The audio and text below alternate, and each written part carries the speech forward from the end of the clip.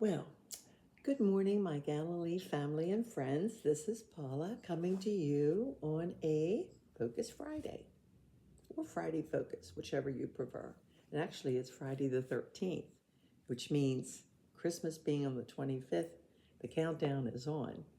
And if you're like me, start to panic sometimes around this time.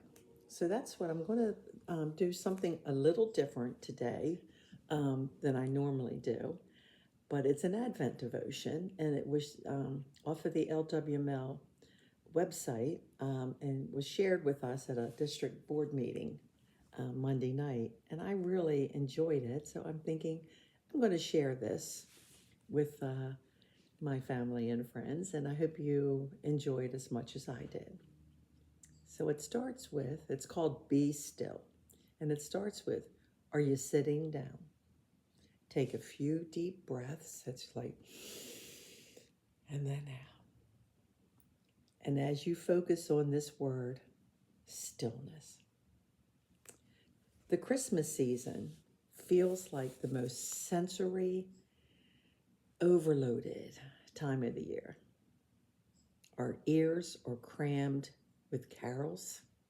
Our sight is serenaded by joyful colors and a symphony of lights.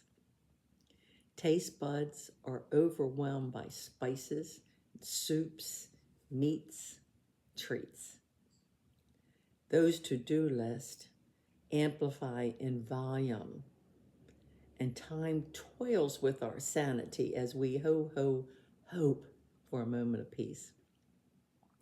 In order for us to be still, we must abandon all motion and sound and embody a presence of calm, quiet, and peace. This is physically easy to accomplish during personal meditation and or after a long, exhausting day.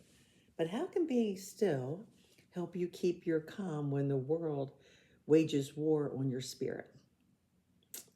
When distractions are deafening and I am shaken by stress, my comfort comes from the power of this command: be still and know that I am God. Psalm 46, verse 10a. The Hebrew word for still in this context means to abandon or desist, to stop what you're doing. God demands more from us than a physical absence of motion or sound.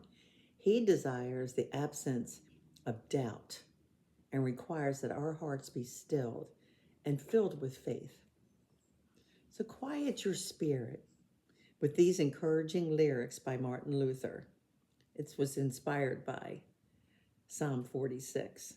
And notice the spiritual peace we embody, despite the enemy's threats, when our hearts acknowledge that God is our mighty fortress. And I'm sure this will be familiar to most of you. Though devils all the world should fill, all eager to devour us, we tremble not, we fear no ill. They shall not overpower us. This world's prince may still scowl, fierce as he will. He can harm us none.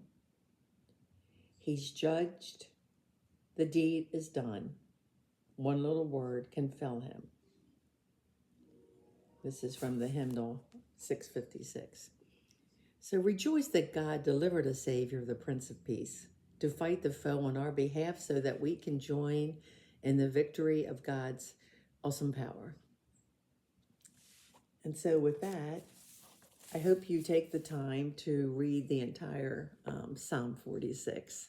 I've read it a couple times now, and especially for this time of year, it is very, very meaningful. So I hope everyone just does take time, and especially if you start to feel panicky and down, number one, remember, we know what the reason for the season is. But it's being our human beings, it is hard not to get caught up in the panicky mode and running out of time. But we'll get through it, and everything will get done. And it just helps to get it done in a more peaceful way.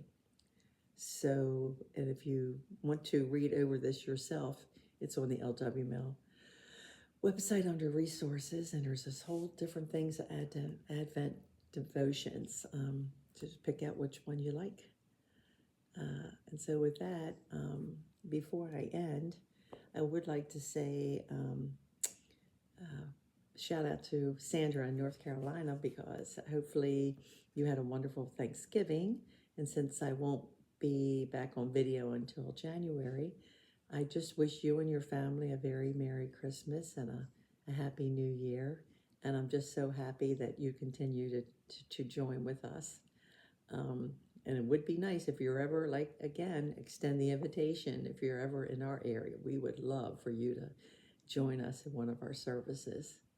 So with that, if you are having trouble being still and you're still panicking no matter what, you know what the answer is.